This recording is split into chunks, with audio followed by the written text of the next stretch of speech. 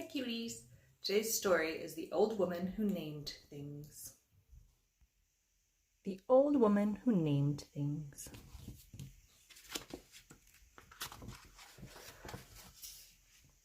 Once there was an old woman who loved to name things. She named the old car she drove, Betsy. She named the old chair she sat in, Fred. She named the old bed she slept on, Roxanne. And she named her old house, Franklin. Every morning she would get out of Roxanne, have a cup of cocoa in Fred, lock up Franklin, and drive to the post office in Betsy. She always hoped for a letter from someone, but all she ever got was bills. The reason the old woman never got any letters was because she had outlived every single one of her friends. This worried her. She didn't like the idea of being a lonely old woman without any friends, without anyone whom she could call by name.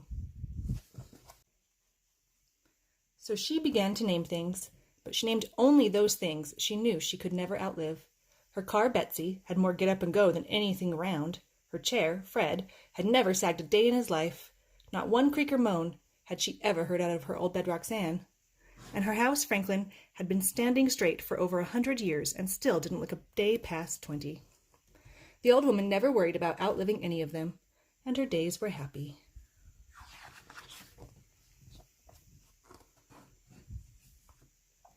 One day, when the old woman was out soaping some mud off Betsy, telling her that Franklin wouldn't want to be seen with a car that didn't keep its bumpers a little cleaner, a shy brown puppy came to the old woman's gate. The old woman had not named the gate because 2 of its hinges had rusted off, and she could tell the gate wasn't long for this world. The shy brown puppy wagged its tail. It looked a little hungry. The old woman stood beside Betsy and watched the puppy for a while. She said. Then she walked into Franklin, got a chunk of ham from her refrigerator, and came back outside. The old woman gave the ham to the hungry puppy and told it to go home. She told it that Betsy always made puppies sick, and Fred never allowed puppies to sit on him, and Roxanne wasn't wide enough for a puppy and an old woman to fit on. And besides all this, Franklin couldn't tolerate dog hair. So the puppy went away.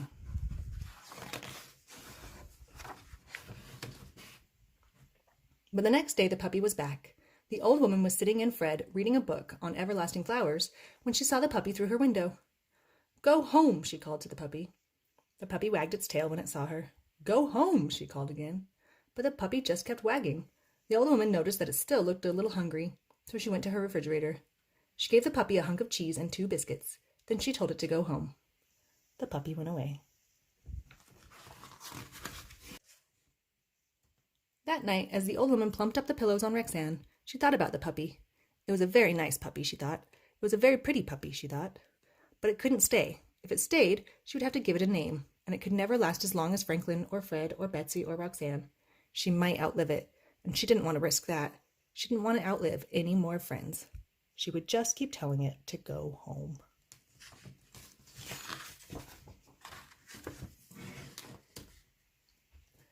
Every day the shy brown puppy came to the old woman's gate. Every day she fed it and told it to go home. Always it went away, and always it came back the next day. This went on for many months. The puppy got bigger and bigger until soon it wasn't a puppy anymore. It was a dog, and it was still a dog with no name. In all this time, the old woman had gotten a new dresser that she had named Bill, a new wheelbarrow that she had named Francine, and a new concrete pig for her garden that she had named Bud. But the dog she faithfully fed at her gate every day still had no name. Since it had no name, the old woman didn't have to worry about outliving it, and she thought herself pretty clever in this.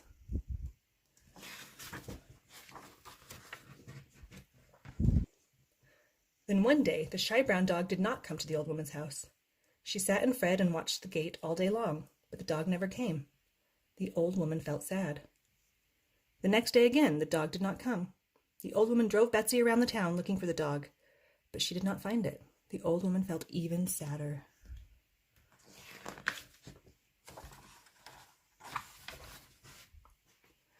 The following day, when the dog still did not come, the old woman knew she had to do something. She picked up her telephone and called the dog catcher. "Have you caught any shy brown dogs?" the old woman asked the dog catcher. "We've got a whole kennel full of shy brown dogs, ma'am," said the dog catcher. "Was yours wearing a collar with its name on it?" "No," said the old woman sadly, and she hung up the telephone. The old woman sat and thought about the shy brown dog who had no collar with a name.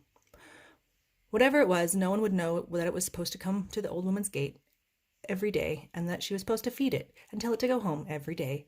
And things were always supposed to be this way. The shy brown dog had no collar and no name, and no one would ever be able to know these things about it. The old woman made a decision. She locked up Franklin and drove Betsy to the dog catcher's kennel. She said to the dog catcher, "I've come to find my dog." He asked her what color it was. "It's brown," she said. He asked her how old it was. "About a year old," she said. Then he asked her what its name was. The old woman thought for a moment. She thought of all the old dear friends with names whom she had outlived.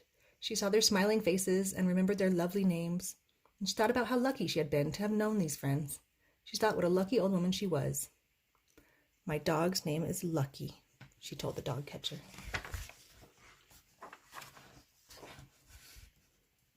He led her to a big yard full of white dogs and black dogs and brown dogs. The old woman looked and looked and looked, and finally she saw her own shy brown dog sitting beside a gate. The dog was looking at Betsy, parked in the driveway. The old woman called out, "Here, Lucky!" And at the sound of her voice, the shy brown dog came running.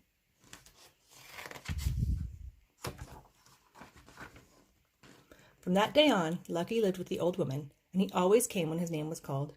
It turned out that Betsy didn't make all dogs sick, and Fred was happy to allow a dog to sit on him. Franklin really didn't mind a little dog hair. And every night, Roxanne was sure to make herself plenty wide enough for a shy brown lucky dog and the old woman who named him.